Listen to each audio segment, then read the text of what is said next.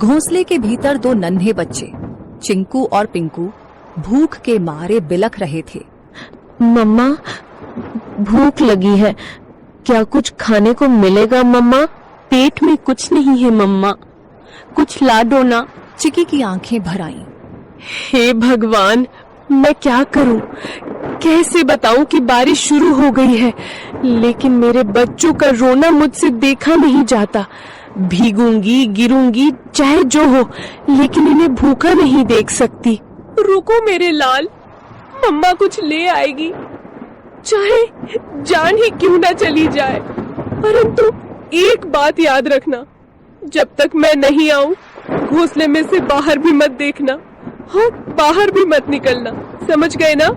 अब इन दो बच्चों की माँ घर पर नहीं थी और बच्चे घोंसले में अकेले थे।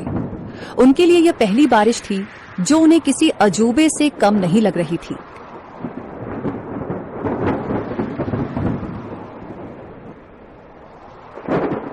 चिंकू बार बार गर्दन बाहर निकालकर देख रहा था। अरे ओ पिंकू, सुन रे, ये क्या चीज ऊपर से टपक टपक गिर रही है? कोई रो रहा है क्या? पिंकू घोंसले के कोने में दुबक कर बैठा था। अबे मूर्ख, रोने की आवाज नहीं है ये, बारिश है बारिश, आसमान बरस रहा है। पर ये आवाज कितनी डरावनी है, और पानी, इतना सारा पानी कहाँ से आता है रे? मत देख बाहर, मम्मा ने कहा था बिजली चमकी तो घोंसले समेत भस्म हो जाओगे। चिंकू सहम गया। हवा के साथ पानी की बौछारें घोंसले तक पहुंचने लगी थी। दोनों भीगने लगे। मम्मा कब आएगी पिंकू? भूख लग रही है यार, और डर भी। पिंकू कुछ नहीं बोला। उसकी आंखों में चिंता थी। मम्मा ने कहा था कि अगर मैं देर से लौटूं तो घबराना मत, चुपचाप बैठे रहना, डर से बड़ा कोई शिकारी नहीं होता। चिड़िया खाना लेने के लिए चली जाती है। चिकी चिड़िया को जंगल में कुछ गेहूं मिले।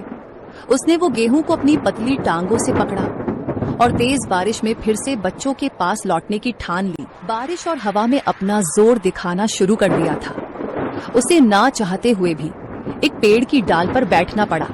हे राम, बच्चे अकेले हैं, घोंसला खुला है और ये बारिश बढ़ती ही जा रही है। यदि बारिश थोड़ी सी भी कम हो तो मैं सीधी दौड़ती हुई उड़कर अपने बच्चों के पास पहुंच जाऊंगी। तभी बगल की डाली पर टोनी तोता फुर्र से आकर बैठा। अरे टुनी बहन, तू यहाँ क्या कर रही है इस तूफानी बारिश में? तुम्हें होश भी है कि बच्चे अकेले हैं? टोनी भाई, क्या करूं, उड़ नहीं पा रही, पंख गीले हो गए हैं। बहन, कल की बात बताऊं, मैं कबूतर बहन के घोंसले के पास से जा रहा था। क्या हुआ वहाँ? बहन, एक सांप आया था, बहुत लंबा और काला, चुपचाप डालियों के पीछे पीछे सरकता हुआ सीधा घोंसले तक पहुंच गया। फिर किसी ने देखा नहीं? मैंने देखा, मैं ऊपर ही उड़ रहा था। जब देखा कि सांप कबूतर के बच्चों के ऊपर झपटा, मैं चीखा जोर से, सांप सांप। सब पक्षी इकट्ठा हो गए, लेकिन तब तक बहुत देर हो चुकी थी। वो दो बच्चों को निगल गया बहन। चिकी सन्न रह गई। टोनी का चेहरा भावुक हो उठा। और जब कबूतर बहन आई ना, वो तो जैसे पगला गई थी। अपने घोंसले के पास आई तो देखा कि एक बच्चा खून से लथपथ पड़ा है और दो तो दिख ही नहीं रहे थे। वो बार बार पुकार रही थी, मेरे बच्चे, मेरे लाल, कहाँ चले गए तुम? उसके आंसू रुक ही नहीं रहे थे। अपने बचे हुए एक बच्चे को उसने पंखों में दबा लिया और फिर चुपचाप बैठ गई, जैसे दुनिया ही खत्म हो गई हो उसकी। मैं बता नहीं सकता कितना दर्द था उस माँ की आंखों में। टुनी की आंखें भर आईं। टोनी बोला, तू समझ रही है ना बहन, ये बारिश सिर्फ पानी नहीं लाती, भूख से तड़पते शिकारी भी लाती है।